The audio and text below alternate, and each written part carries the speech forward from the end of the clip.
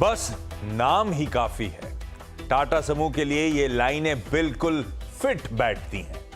नमक से लेकर चाय तक, स्टील से लेकर सॉफ्टवेयर तक, कपड़े से लेकर गहने तक, जिस किसी चीज पर टाटा की मुहर लगी उस पर भरोसा बढ़ गया। टाटा समूह की साख ऐसी रही कि इसने जिस बिजनेस में भी कदम रखा उसे सफलता के नए मुकाम पर पहुंचा दिया। टाटा समूह के विस्तार में रतन टाटा के विजन का सबसे बड़ा योगदान रहा। उनकी लीडरशिप में टाटा समूह नई ऊंचाइयों पर पहुंच गया और आज टाटा के पास हर बिजनेस में एक से बढ़कर एक रतन है, टाइटन है।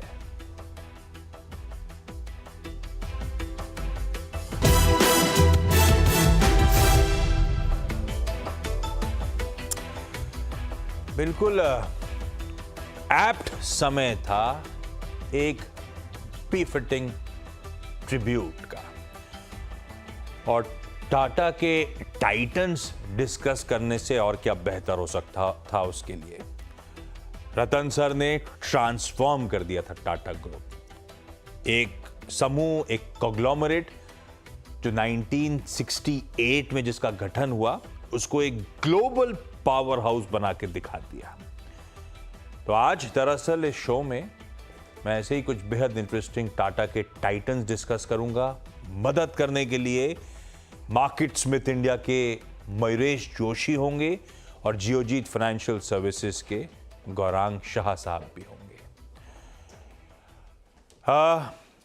क्विकली दिखाता हूं। मैं सिंगल आउट, ऐसे तो टाटा ग्रुप में बथेरी कंपनीज हैं और चर्चा करते करते आधे घंटे का शो कम पड़ जाएगा।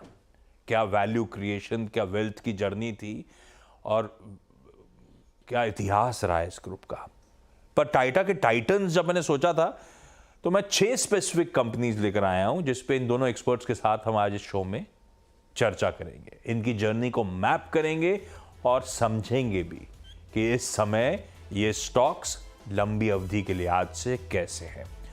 Tata Motors, Tata steel, Tata consultancy services, Titan company, Tata consumer products और ट्रेंड भी मैंने इंक्लूड करा है। ये हैं टाटा के टाइटन्स और इनफैक्ट इस देश के टाइटन्स। ये सब निफ्टी 50 में शुमार कंपनीज हैं जो इस समय आपको आपकी स्क्रीन्स पे नजर आएंगी। 6 टाटा ग्रुप की एंटिटीज जो निफ्टी 50 का हिस्सा है। मैंने शुरुआत करी थी तो मैं 5 लेके चल रहा था, ट्रेंड इंक्लूड नहीं कर रहा था। पर जब इस समूह की चर्चा हो रही है, आजकल सबसे ज्यादा चर्चा ट्रेंड की भी आ रही है, तो मैंने फाइनली इसको भी इंक्लूड करा है।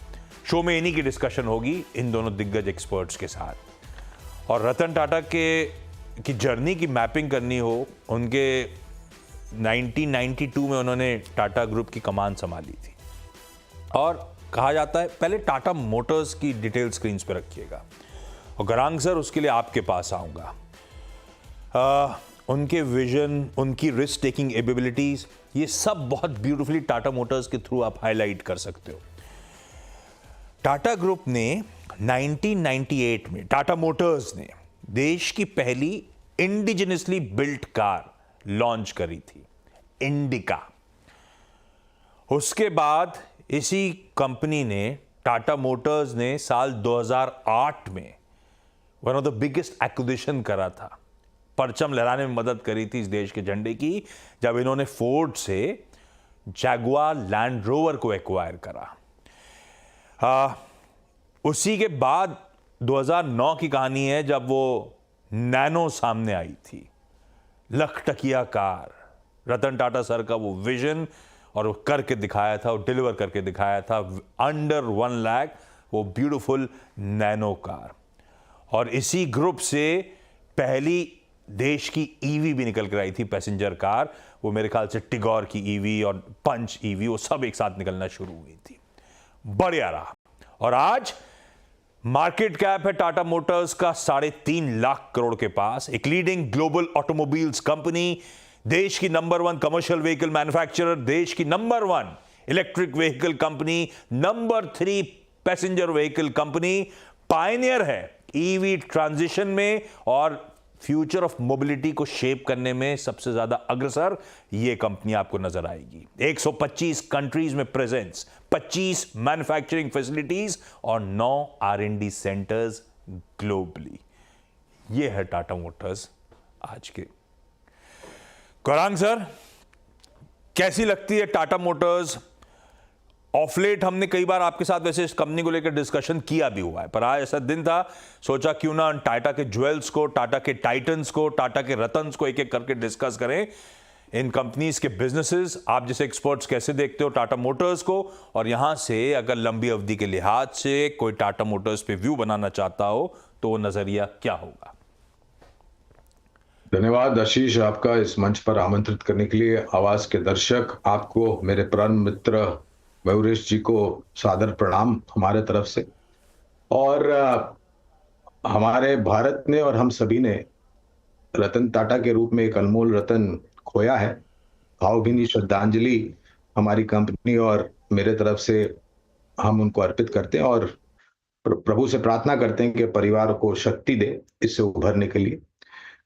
टाटा मोटर्स मेरे ख्याल से ज्यादा लंबा समय नहीं हुआ आशीष, 250-300 रुपए में ये एक अछूता स्टॉक हो गया था। आपको याद होगा, मेरे ख्याल से 2-2.5 साल पहले की मैं बात कर रहा हूं या उसके आसपास की। वहां से जो चाल, उस समय भी आशीष हमने हमारे ही चैनल से एनबीसी आवाज पर आकर के लंबी अवधि के लिए निवेश की राय दी थी, और हमें कहीं ना कहीं यकीन था कि ये कंपनी उभरेगी। अधिग्रहण किया है जैगवार लैंड रोवर का, वो थोड़ा बहुत चिंताजनक है, जिस प्रकार से मूल्यांकन दिए थे और जिस प्रकार से परिस्थिति थी, लेकिन इतनी भी खराब नहीं थी कि बड़े बड़े दिग्गजों के नेतृत्व में ये कंपनी उभरे नहीं। और वही हुआ, जब स्टॉक चलने लगा तो मेरे ख्याल से सभी को पीछे छोड़ा, ऑटो क्षेत्र में सभी अन्य कंपनियों को पीछे छोड़ के ये चला। आज की तारीख में भी अगर किसी का निवेश है तो बने रहें, नहीं है तो गिरावट का रुझान है काउंटर में। इस गिरावट के रुझान में मौका तलाशें आप और लंबी अवधि के लिए निवेश करें। हमें एक अंदाजन या अनुमानित लक्ष्यांक अगर आप पूछते हैं लंबी अवधि के लिए 1250 का लगता है। बेहद इंटरेस्टिंग कंपनी और रडार पर रखिए। वैसे सिर्फ वैल्यूएशंस के लिहाज से देखेंगे तो ओईएम्स में सबसे सस्ती नजर आएगी, पर क्योंकि अर्निंग्स में बहुत वॉलेटिलिटी है इसलिए बाजार उस तरह की मल्टीपल्स इस समय नहीं देता। लेकिन टाटा मोटर्स से एक बहुत इंटरेस्टिंग स्टोरी याद आती है। जब मैंने बोला था ना 1998 में देश की सबसे पहली इंडिजिनसली डेवलप्ड इंडिका लॉन्च हुई थी, एक साल में बहुत ठंडा रिस्पॉन्स था, फेलियर सा लगा था। तो रतन टाटा सर और उनकी टॉप मैनेजमेंट टीम यूएस गई थी फोर्ड मोटर्स से चर्चा करने, और ये चर्चा थी इस कंपनी को बेच देने की। पर उस समय जब वो बातचीत चल रही थी तो बड़े तीखे कमेंट फोर्ड मोटर्स की तरफ से आए थे। बिल फोर्ड उस समय फोर्ड मोटर्स को हेड करते थे। इस तरह के स्टेटमेंट्स थे कि हम आप पे फेवर कर रहे हैं खरीदने का। वो फिर डील हुई नहीं, और फिर ज्यादा फोकस नजर आया रतन टाटा साहब अपने गोल पे, और उसके बाद हम सब जानते हैं इंडिका ने किस तरह से ट्रैक्शन पकड़ा था, क्या तूल पकड़ा था उस कार ने। और फिर उसी फोर्ड मोटर्स ने बैंक्रप्सी की फाइलिंग करी थी 2008 के फाइनेंशियल मेल्टडाउन के समय, और इसी टाटा मोटर्स ने जाके उस फोर्ड मोटर्स को बेल आउट करा था। उसकी जेएलआर को $2.3 बिलियन पे जाके हमने 9 साल बाद एक्वायर करके दिखाया। जिनको बेचने जा रहे थे उन्हीं के एक तगड़े आम को खरीदा, उनको बैंक्रप्सी के समय $2.3 बिलियन दिए थे। ये था रतन टाटा का गेम विजन, और वो स्वीट रिवेंज कहते हैं, वो ब्यूटीफुल स्वीट रिवेंज था। और आज जेएलआर ब्यूटीफुली इस ग्रुप ने टर्न अराउंड करके हम सबको दिखाई है। खैर, टाटा मोटर्स पहली कंपनी थी। टाटा मोटर्स पहली इसलिए रखी थी मैंने क्योंकि सब लोग मानते हैं रतन सर ने जब भारत का परचम दुनिया के लैंडस्केप में लहराया था तो वो सबसे इंपॉर्टेंट था उनकी रिस्क टेकिंग कैपेबिलिटीज और उनके वो एग्रेसिव ग्लोबल एक्विजिशंस। पर शुरुआत एक और इंटरेस्टिंग कंपनी है तो मैं उसके साथ करना चाहता था। वैसे टीसीएस अगला स्टॉक रखता हूं, टाटा कंसल्टेंसी सर्विसेज। आज के दिन है तो फ्लैगशिप कंपनी इस ग्रुप की टीसीएस। 2004 का वो समय था, सीएनबीसी आवाज की शुरुआत होने वाली थी। एक साल बाद ही सीएनबीसी आवाज की शुरुआत हुई। टीसीएस 2004 में लिस्ट होने आया था। उस टाइम का सबसे बड़ा प्राइवेट कंपनी का आईपीओ था। उस जमाने में $1 बिलियन मोबिलाइज करे थे, और तब से आज तक लिस्टेड हिस्ट्री में पलट के नहीं देखा इस कंपनी ने। आज टीसीएस नंबर 1 आईटी कंपनी इस देश की, नंबर 2 मार्केट कैपिटलाइजेशन के हिसाब से सबसे बड़ी कंपनी, टाटा एम्पायर की कैश काउ, 15.5 लाख करोड़ का मार्केट कैपिटलाइजेशन इस कंपनी का, और FY24 के रेवेन्यूज ऑलमोस्ट 2.5 लाख करोड़ के और 46,000 करोड़ रुपए का सालाना मुनाफा। यह है टीसीएस जायंट आपके सामने आंकड़ों में। मयूरेश, कई लोग पैरेलल्स ड्रॉ करने की कोशिश करते हैं इन्फोसिस वगैरह से, पर मैं बताऊं आपको, इन्फी और मतलब कोई कंपैरिजंस नहीं है। बेलवेदर इन्फोसिस है क्योंकि वो गाइडेंस वगैरह देती है। 2.5 लाख करोड़ के रेवेन्यूज टीसीएस के, तो 1.5 लाख करोड़ के आसपास के रेवेन्यूज हैं इन्फोसिस के। 45-46 हजार करोड़ रुपए का टीसीएस का मुनाफा है सालाना, तो 25-26 हजार करोड़ रुपए का इन्फोसिस का। इतना डिफरेंशियल है नंबर 2 और नंबर 1 में। यह है टीसीएस आपके लिए। मयूरेश, है कैसी company? Afternoon Ashish ji, afternoon Gaurang ji, और afternoon to all the viewers of CNBC Awaaz. पहले तो आई थिंक रतन टाटा जी को भावपूर्ण श्रद्धांजलि, जो उन्होंने इंडिया इंक के लिए किया है, उनकी विजन, उनकी फिलॉन्थ्रोपी और जो बिजनेसेस बिल्ड किए हैं, I think are truly amazing. एक दूसरी चीज आशीष जी, आई थिंक जब आप टाटा नाम ही लेते हैं तो ethics, corporate governance top notch के होंगे, और आंख बंद करके बिजनेसेस में आप इन्वेस्ट कर सकते हैं, ये पहले से धारणा रही है, दैट लेगेसी प्रोबेबली कंटिन्यूज। मुझे लगता है रतन टाटा जी ने एक बहुत रिच लेगेसी पीछे छोड़ी है, and this legacy will continue.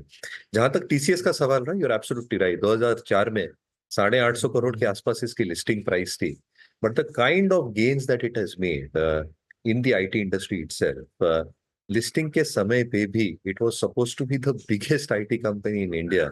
जो आप नंबर्स दर्शा रहे हैं, those numbers have compounded over the last 2 decades। और हम जो एक्सपेक्टेशन करके बैठते हैं इनकी areas that they operate out of, BFSI, insurance, इनके जो फॉर्च्यून 500 क्लाइंट्स हैं, जो क्लाइंट्स का ट्रस्ट और बिलीफ है, जो एग्जीक्यूशन कैपेबिलिटीज है, ये सिर्फ नंबर्स में नहीं बट उनके आई थिंक वर्क एथिक्स में भी दर्शाए जाते हैं। तो कहीं ना कहीं आई थिंक टीसीएस जैसी company is one in 1,000, if I may से।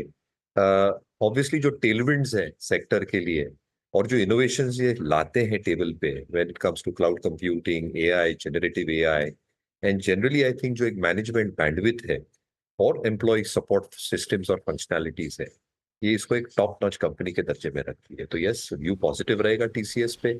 हमेशा एक आर्गुमेंट रहती है कि वैल्यूएशंस महंगे रहेंगे, but I think for such top notch high rated companies, valuations will always remain higher with the earnings delivery that they are getting. हाँ, ये बात सही है, और वैल्यूएशंस हमेशा क्वालिटी को ज़्यादा मिलते ही मिलते हैं, और साइज़ के लिहाज से हमेशा अपने पीयर्स से ज़्यादा वैल्यूएशंस कमांड करेगा भी।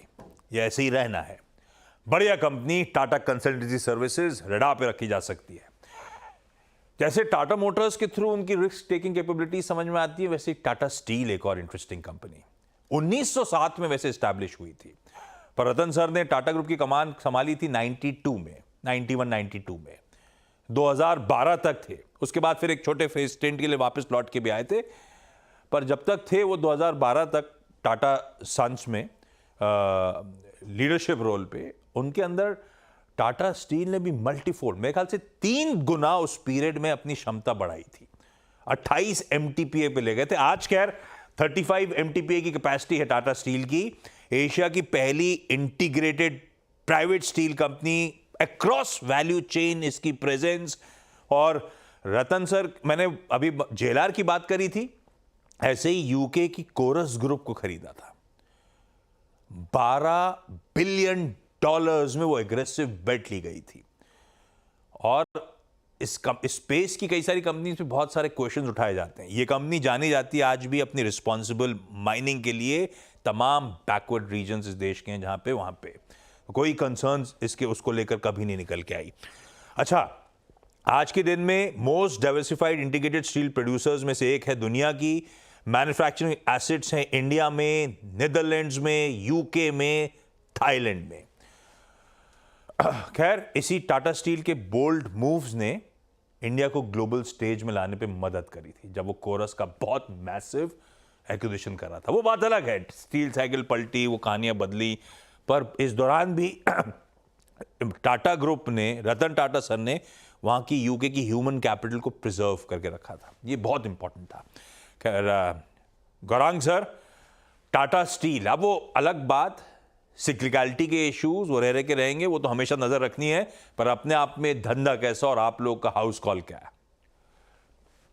आशिक, मुझे नहीं पता आप कभी जमशेदपुर जाने का आपको मौका मिला है या मुझे नहीं, नहीं पता मैं नहीं गया गौरांग सर।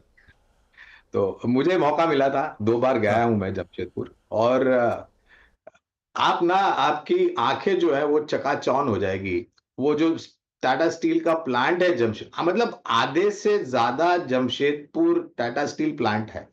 आप अंदाजा लगाइए कि किस प्रकार की उत्पादन क्षमता लेकर के आगे बढ़ रहे हैं। और बकायदा मैंने कलकत्ता से एक ट्रेन ली थी, जिस ट्रेन का नाम टाटा स्टील सिटी ट्रेन था।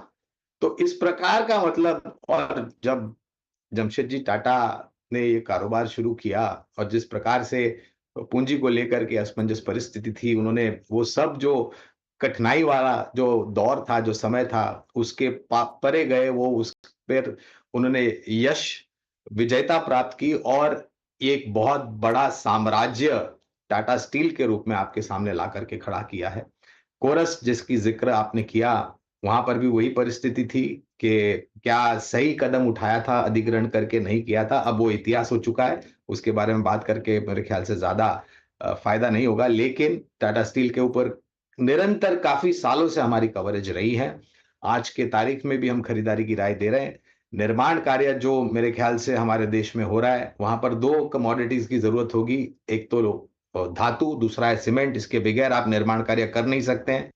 बाकी अन्य केपेक्स को लेकर के रियल एस्टेट सेक्टर में भी इसका उपयोग होता है। 175 से लेकर के 200 तक के बहुत ही साधारण से अनुमान लक्ष्यांक लेकर के हम चल रहे हैं। लेकिन मुझे पूरा यकीन है, जिस प्रकार से सुधार होगा, खपत होगी, लागत खर्च कम होगा, शुद्ध मुनाफे में आपको इजाफे होते हुए दिखेंगे और उसके लिए आपका शुद्ध मुनाफा काफी अच्छा होगा, जिसका असर आपको शेयर के दामों में परिवर्तन होगा, लक्ष्यांक ऊपर के रूप में। बिल्कुल ठीक, ये है टाटा स्टील पे व्यू। और जमशेदपुर प्लांट से याद आया, रतन टाटा सर के अंदर ही इस कंपनी ने एक सिंगल जगह पे मैन्युफैक्चरिंग क्षमताओं से डाइवर्सिफाई करा था। ओडिशा में फैसला लिया गया था, ये कंपनी अपना एक और मैन्युफैक्चरिंग एस्टैब्लिशमेंट लेकर आएगी, कलिंगा नगर प्लांट। रतन टाटा ने उसे ब्यूटीफुली डाइवर्सिफाई करके दिखाया था उस धंधे को। खैर, मैंने 3 टाइटन डिस्कस कर लिए। एक काम कर रहा हूं, दोनों एक्सपर्ट्स बने हुए मेरे साथ, और भी इंटरेस्टिंग स्टॉक्स हैं, और भी इंटरेस्टिंग कहानियां हैं। ब्रेक के उस पार उन पे चर्चा कंटिन्यू करेंगे। ब्रेक के बाद आप सबका स्वागत है। हम डिस्कस कर रहे हैं टाटा के टाइटन्स, और फिर टाइटन कंपनी के बिना ये कैसा पूरा हो सकता है। जब रतन टाटा सर ने कमान संभाली थी तो एक सिंगल प्रोडक्ट था वॉचेस का। उसके बाद तमाम अलग सेगमेंट्स में फोरे किया, खास तौर पे ज्वेलरी में, और क्या ट्रिमेंडस वैल्यू क्रिएट करी। आज 3 लाख करोड़ रुपए का मार्केट कैपिटलाइजेशन है, और नाम बदल गया। उस समय हुआ करता था टाइटन वॉचेस, आज हो गया टाइटन कंपनी, और तमाम अलग अलग सेगमेंट्स में फोरे करा इस कंपनी ने। गजब का लाइफस्टाइल ब्रांड बन के खड़ा हुआ है। मयूरेश को दिखाइए स्क्रीन पे। मयूरेश, कैसी लगती है टाइटन कंपनी आपको?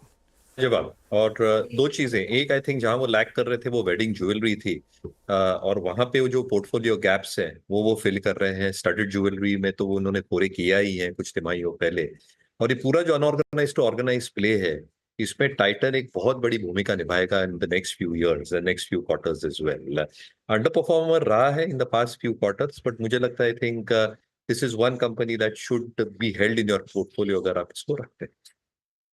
ठीक है, ऐसे ही टाटा कंज्यूमर प्रोडक्ट्स, भाई एक्विजिशन तो इसने भी बहुत तगड़ा करा था। जब याद होगा, यूके की टेटली को एक्वायर करा था, अपने साइज से 3 गुना बड़ी कंपनी को एक्वायर कर डाला था। और आज integrated food and beverages company 1 lakh crore से मार्केट कैप ज्यादा पहुंच चुका है। तगड़ा ट्रैक्शन है। गौरांग सर, कैसा है ये स्टॉक?